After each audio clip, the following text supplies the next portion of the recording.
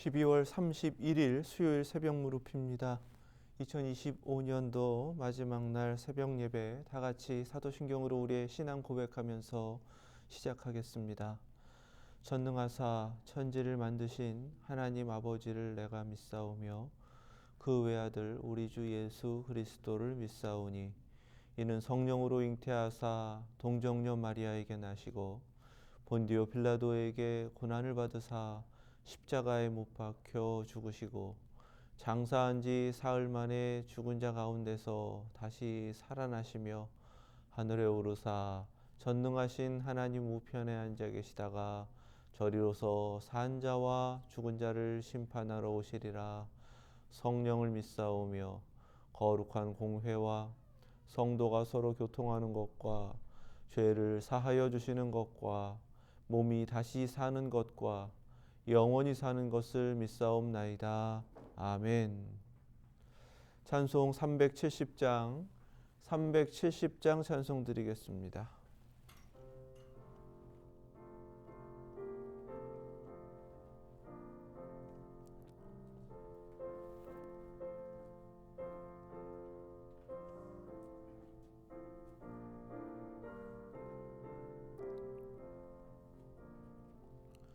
주 안에 있는 나에게 딴 근심이 있으랴. 십자가 밑에 나가 내 짐을 풀었네. 주님을 찬송하면서 할렐루야 할렐루야.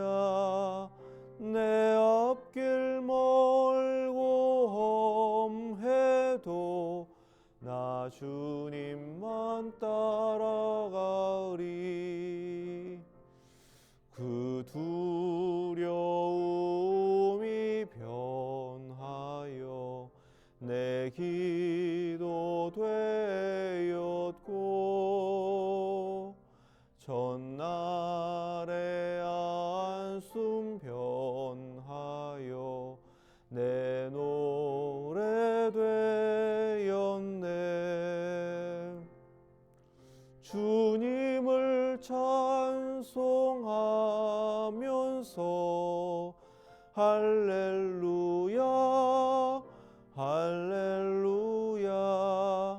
내 앞길 멀고 험해도 나 주님만 따라가리. 아멘. 내 주는 자비하셔서 늘 함께 계시고 내 궁핍함을 아시고 늘 채워주시네.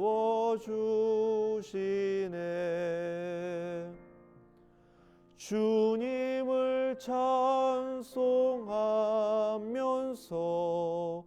할렐루야 할렐루야.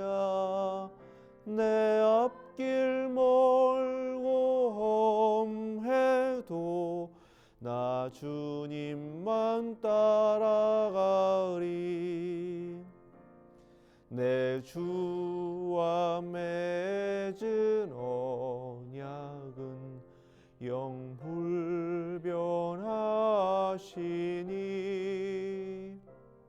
그 나라 가기까지는 늘 보호하시네.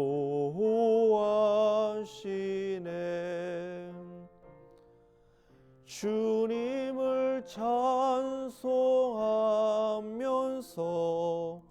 할렐루야 할렐루야. 내 앞길 멀고 험해도 나 주님만 따라가리. 아멘. 아멘. 오늘 주신 말씀은 마태복음 14장 22절에서 36절 말씀입니다. 신약성경 24페이지 마태복음 14장 22절에서 36절까지 말씀 믿음으로 함께 받겠습니다. 예수께서 즉시 제자들을 재촉하사 자기가 무리를 보내는 동안에 배를 타고 앞서 건너편으로 가게 하시고 무리를 보내신 후에 기도하러 따로 산에 올라가시니라.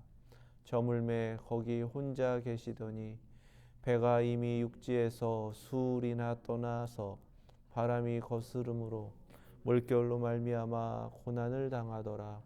밤 사경에 예수께서 바다 위로 걸어서 제자들에게 오시니 제자들이 그가 바다 위로 걸어오심을 보고 놀라 유령이라 하며 무서워하여 소리 지르거늘 예수께서 즉시 이르시되 안심하라 나니 두려워하지 말라. 베드로가 대답하여 이르되 주여 만일 주님이시거든 나를 명하사 물 위로 오라 하소서 하니 오라 하시니 베드로가 배에서 내려 물 위로 걸어서 예수께로 가되 바람을 보고 무서워 빠져가는지라 소리질러 이르되 주여 나를 구원하소서 하니 예수께서 즉시 손을 내밀어 그를 붙잡으시며 이르시되 믿음이 작은 자여 왜 의심하였느냐 하시고 배에 함께 오르매 바람이 그치는지라 배에 있는 사람들이 예수께 절하며 이르되 진실로 하나님의 아들이로소이다 하더라. 그들이 건너가 게네사렛 땅에 이르니 그곳 사람들이 예수이신 줄 알고 그 근방에 두루 통지하여 모든 병든 자를 예수께 데리고 와서 다만 예수의 옷자락에라도 손을 대게 하시기를 간구하니 손을 대는 자는 다 나음을 얻으니라. 아멘. 하나님 말씀입니다.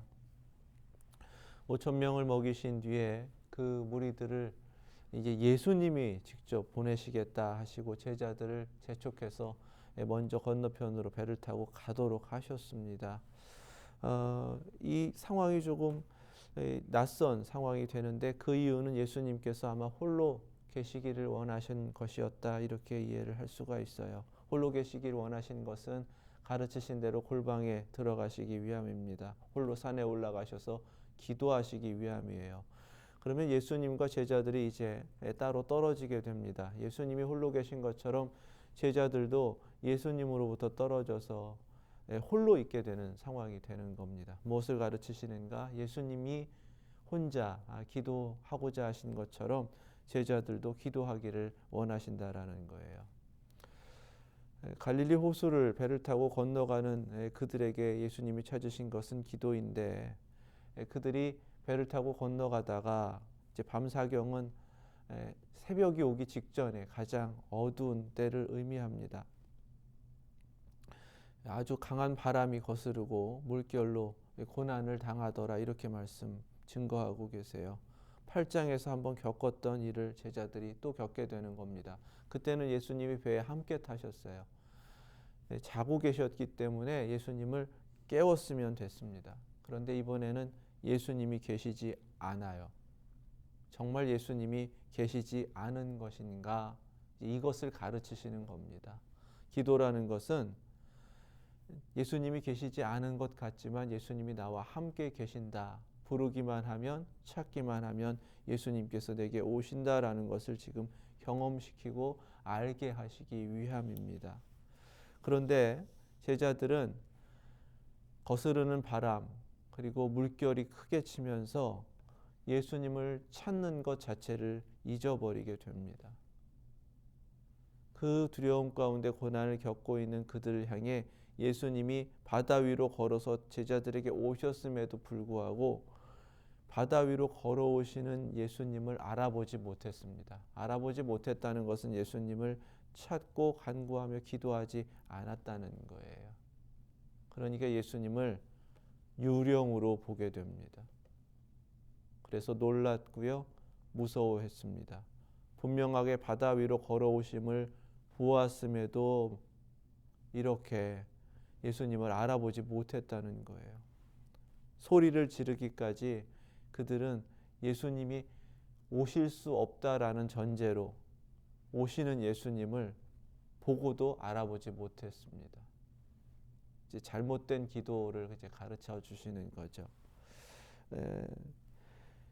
안심하라 내니 두려워하지 말라 하셨습니다. 예수님께서 27절의 첫 번째 응답, 즉시라고 하시죠. 오늘 본문에서 즉시라고 2번 등장하는 이 응답을 우리가 잊지 않아야 됩니다. 예수님은 우리가 예수님을 찾을 때, 우리가 어려움 겪을 때, 고난 가운데 있을 때 즉시 응답하세요. 첫 번째로 응답하시는 것은 안심하라. 나니 두려워하지 말라. 지금 겪고 있는 것으로 인하여 두려워하는 우리에게 응답하시는 첫 번째는 안심하라. 용기를 주시는 겁니다. 주님이 지금 함께 하신다라는 것을 다시금 깨닫게 하십니다. 그래서 두려움을 이기도록 하시는 것, 이것이 첫 번째 응답이세요. 항상 우리가 주님을 찾을 때에는요, 이렇게 주님이 함께 하심을 깨닫게 하시고 우리 안에 두려움을 물리치시고 평안으로 응답하여 주시는 줄로 믿습니다. 우리의 기도가 항상 주님 앞에 이 응답을 받아야 합니다. 눈에 보이는 어떤 역사보다도요, 하나님이 지금 함께 하신다.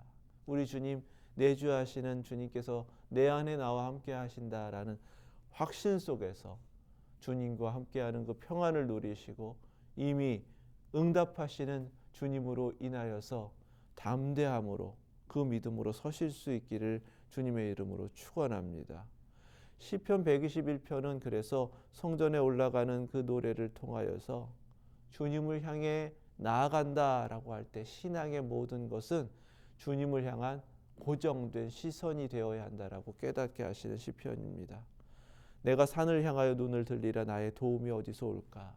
주님께 시선을 고정하기만 하면 어떤 어려움이나 환경 속에서도 도우시는 하나님, 나와 함께 하신다, 내게 응답하신다라는 확신을 주시는 거예요. 나의 도움은 천지를 지으신 여호와에게서로다.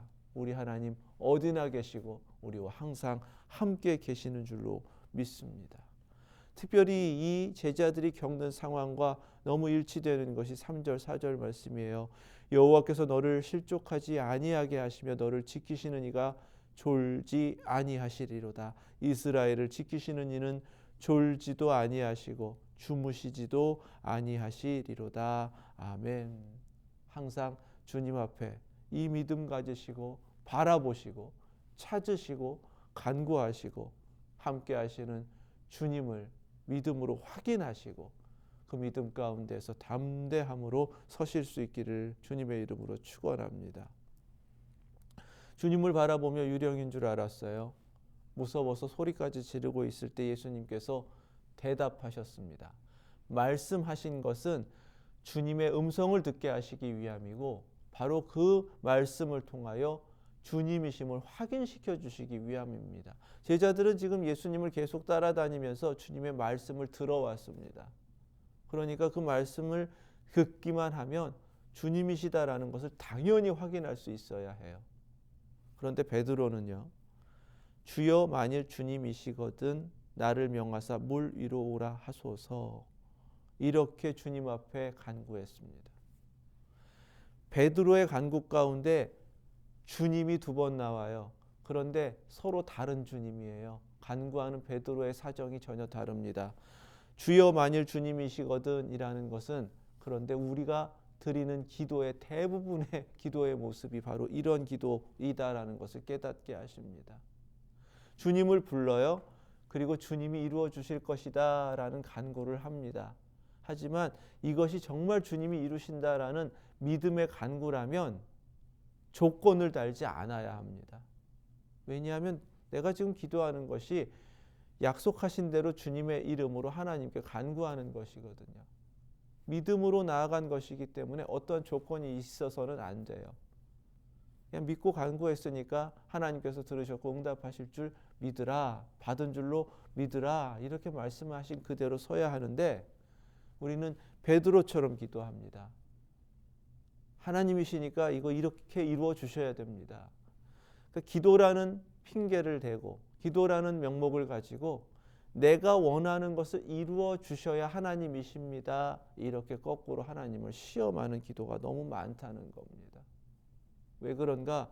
말씀이라는 영적 분별의 기준을 가지고 주님 앞에 서야 되는데 말씀 없이 그냥 내 소원과 바람을 이루려고만 하는 것이 기도라고 생각하기 때문에 그래요. 그것은 바른 기도가 아닙니다. 믿음이 없는 기도는 기도가 아니에요. 베드로의 모습은 바로 이런 것입니다.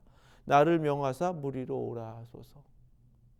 왜 이렇게 주님이심을 내가 믿겠습니다 라고 하며 조건을 다는가예요.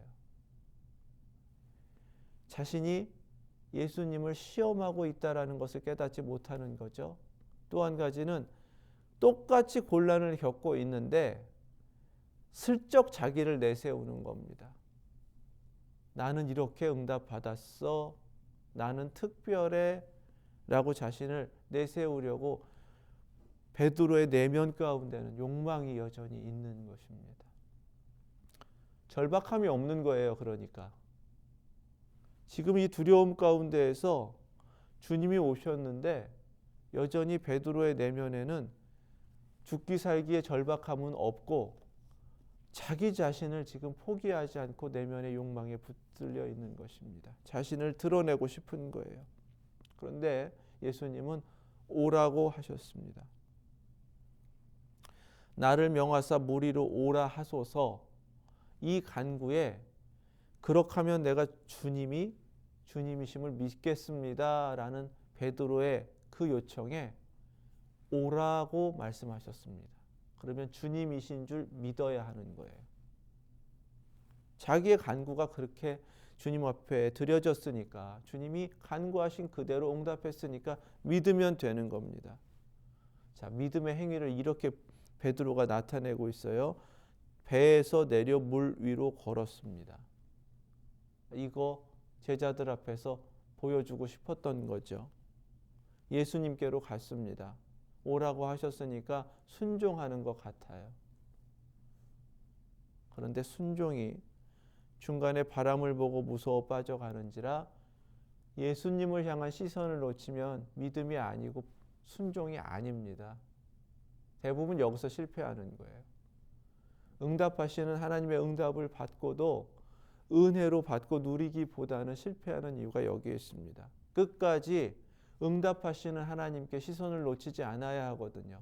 나를 부르시는 주님께로 똑바로 가야 하거든요.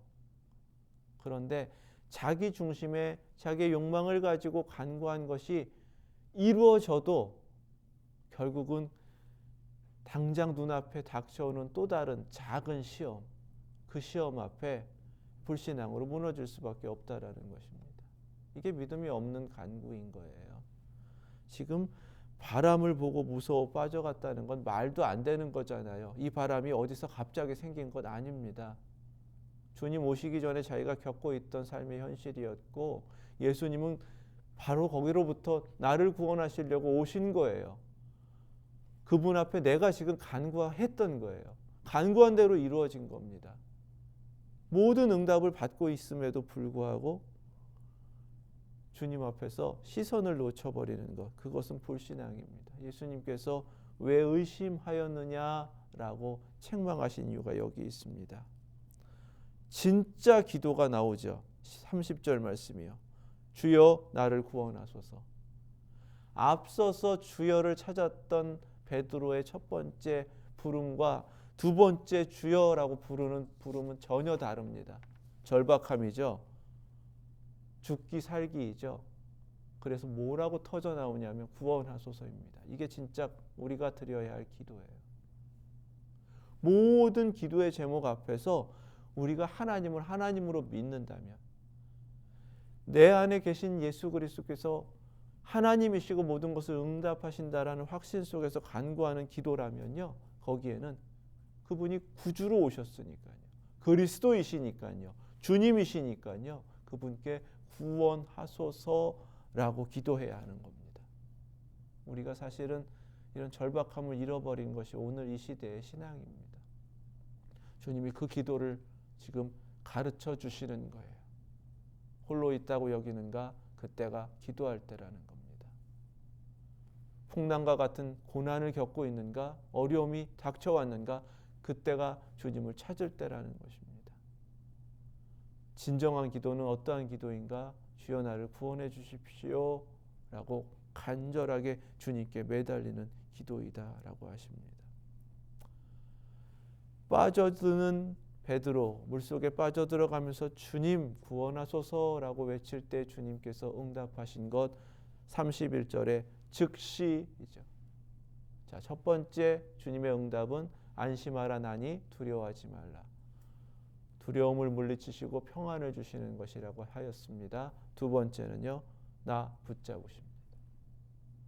주님이 손을 뻗으셔서 나를 붙잡아 끌어올리십니다. 건져주십니다. 이것이 구원입니다. 다른 데 있지 않고요. 내가 주님께 붙잡히는 것, 이것이 구원받음인 줄로 믿습니다. 오늘도 우리가 주님 찾을 때 주님 나를 든든하게 붙잡고 계신다라는 사실, 주님께 붙잡히시고 주님께서 끌어올리시고 주님께서 이끌어 가시는 대로 주님 앞에 모든 것을 내어 맡기시며 주의 구원받은 자로서의 삶을 누리시는 저와 여러분들 되실 수 있길 주님의 이름으로 축원합니다. 작은 믿음이 작은 자여 8장에서도 그렇게 책망하셨던 것이 베드로에게만 반복되는 겁니다. 다른 제자들은 반복되지 않죠. 무엇이 다른가요? 자기 믿음 보여주는 것처럼 나선 베드로는 실패자가 됐고요. 두려움 가운데 그러나 응답하시는 주님을 배에서 기다리는 제자들이 오히려 믿음으로 조금 자란 모습이 되는 겁니다. 이게 다른 거예요. 나를 내세우는 믿음은 늘 실패합니다. 내 욕망을 감추고서 나를 드러내려고 하면 항상 실패합니다. 그것은 내면에 감춰져 있는 불신앙이 곧 드러나기 때문입니다. 그리고 의심하는 바로 그 불신앙의 모습이 또 드러나기 때문에 그래요. 예수님은 베드로 책망하셨어요. 왜 의심하였느냐? 그것은 신앙이 아니기 때문에 그렇습니다. 배에 함께 오름에 바람이 그쳤어요. 예수님이 누구신지가 분명하게 경험되었고 알려졌습니다. 배에 있는 사람들이라고 하죠. 이들은 제자들이잖아요. 주님이 먼저 가라고 재촉하셨던 바로 그 사람들입니다. 그런데 배에 있는 사람들 되는 거예요. 고난이 왔을 때 주님을 찾지 않았기 때문입니다. 그러니까 또 다시 제자에서 사람들로 내려가는 겁니다. 하지만 주님은 그들에게 찾아오셨고요. 그 풍랑 속에서 그들을 건져주셨습니다. 죽을 것 같은 두려움, 그 고난이었는데 모든 것을 잠잠케 하시는 분이 우리 주 예수 그리스도이신 줄로 믿습니다. 주님이 무엇을 찾으시는가요? 예수께 절하며 이르되 진실로 하나님의 아들이로소이다. 아멘. 응답하시는 기도 가운데 우리에게 깨닫게 하시고 경험시켜 주시고 주님 앞에 다시금 고백하도록 하시는 것, 우리 주 예수 그리스도는 하나님의 아들이십니다. 바로 이것입니다. 그리고 게네사렛 땅에 건너갔어요. 근데 그곳 사람들이 예수님이신 줄 알게 되었습니다. 그러니까 어떻게 되나요? 근방에 두루 통지하여 전도하는 겁니다. 예수님 오셨다. 예수님께 나오면 고침받는다. 구원받는다. 병든 자를 예수님께 데리고 왔습니다. 이것이 바로 교회가 해야 할 일이고요. 사도들, 제자들, 우리가 바로 감당해야 될 모습입니다. 예수님께만 데리고 오면 되는 거예요. 이때 모습 36절 다만 예수의 옷자락에라도 손을 대게 하시기를 간구하니 손을 대는 자는 다 나음을 얻는지라. 이 말씀 속에서 우리는 베드로의 모습을 다시 한번 봅니다. 풍랑이는 배 위에서는 주여 주님이시여든 이러면서 마치 기도하는 것처럼 간구하는 것처럼 하였지만은 그러나 거기에는 자신의 욕망이 감춰져 있었어요. 그건 기도가 아니에요. 그런데 진짜 기도가 언제 나왔냐면 바람 무서워가지고 의심하고 시선 놓치고 물속에 빠져 들어갈 때 기도 진짜 나왔습니다. 주여 구원하소서. 자, 그 모습을 가만히 생각해 보시자고요. 사람 물속에 빠지면 어떻게 되나요? 두 손을 허우적대게 됩니다. 그래서 물속에 나는 계속 잠기지만 맨 마지막에 남는 게 두 손입니다. 그 손을 주님께서 잡으신 거거든요. 주님 오셨을 때에 주님께 나온 병자들이요, 옷자락에만 손을 대기를 간구하면서 주님 앞에 손을 계속해서 뻗었습니다. 주님의 옷자락을 잡은 사람들은 병고침을 받았다라고, 나음을 얻었다라고 증거하십니다. 이것이 기도입니다. 주님 앞에 두 손을 높이 드는 거예요. 항복선언하는 겁니다. 주님께 닿기만 하면 내가 삽니다. 그렇게 믿음 가운데 주님께 매달리는 겁니다. 그렇게 두 손 뻗으면 주님께서 우리를 붙잡으시고 우리의 고난 가운데서 우리를 구원하여 주시고 우리의 병든 연약함도 다 고쳐주시고 주님께서 우리에게 오신 목적 그대로 하나님의 생명력으로 우리를 구원하여 주시는 줄로 믿습니다. 에베소서 3장 12절 말씀이에요. 우리가 그 안에서 그를 믿음으로 말미암아 담대함과 확신을 가지고 하나님께 나아감을 얻느니라. 아멘. 우리가 항상 이 믿음으로 주님 앞에 기도하실 수 있길 축원합니다. 2025년 마지막 날 새벽 기도, 주님께서 우리에게 기도를 가르치세요. 2026년 한 해 그렇게 기도하라고 우리를 부르십니다. 시편 88편 9절이에요. 곤란으로 말미암아 내 눈이 쇠하였나이다. 여호와여, 내가 매일 주를 부르며 주를 향하여 나의 두 손을 들었나이다. 아멘. 나는 다시금 철저하게 낮추고 절하면서 하나님의 아들이십니다. 그 제자들의 모습처럼 엎드리시고 주님께 두 손을 높이 드셔서 주님이 나를 붙잡으시고 주님께 닿은 그 은혜로 공급하시는 생명력을 얻어 그 풍성함 가운데 살아가시는 2026년 한 해 되실 수 있기를, 그리고 오늘 하루 되실 수 있기를 주님의 이름으로 축원합니다. 기도하겠습니다. 사랑의 주님, 저희가 고난 중에 고통 겪고 그 두려움 가운데 있을 때 함께 하시며 두려움을 물리치시고 평안으로 응답하여 주시는 주님을 믿습니다. 무엇도 붙잡을 수 없어 절망 가운데 주님 앞에 두 손 높이 들면 주님 내 손 붙잡으시고 끄집어내시고 그 가운데 주님의 구원을 이루어 주시는 줄로 믿습니다. 주님만 붙들면 고침받겠습니다. 주님께 닿기만 하면 그 은혜로 살겠습니다. 그 절박함 가운데 두 손 높이 들었을 때에 주님께서는 주님의 생명력으로 응답하여 주심을 믿습니다. 2025년 한 해 돌이키며 그 어려움 가운데 많은 고난과 고통을 겪었던 순간들을 기억하지만 그때마다 주님 나와 함께 하시고 응답하셔서 이기게 하시는 주님의 놀라운 은혜를 잊지 않고 주님 앞에 감사와 영광을 올려드립니다. 2026년도 더욱더 놀랍도록 역사하시며 응답하여 주실 주님을 기대하며 소망합니다.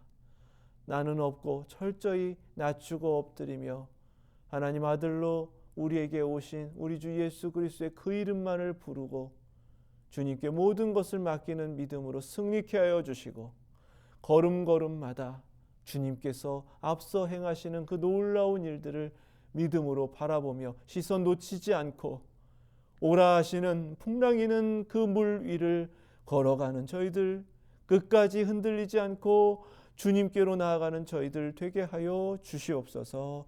예수 그리스도의 이름으로 기도드립니다. 아멘. 하늘에 계신 우리 아버지, 이름이 거룩히 여김을 받으시오며 나라 임하옵시며 뜻이 하늘에서 이룬 것 같이 땅에서도 이루어지이다. 오늘날 우리에게 일용할 양식을 주옵시고 우리가 우리에게 죄 지은 자를 사하여 준 것 같이 우리의 죄를 사하여 주옵시고 우리를 시험에 들게 하지 다만 악에서 구하옵소서. 나라와 권세와 영광이 아버지께 영원히 있사옵나이다. 아멘.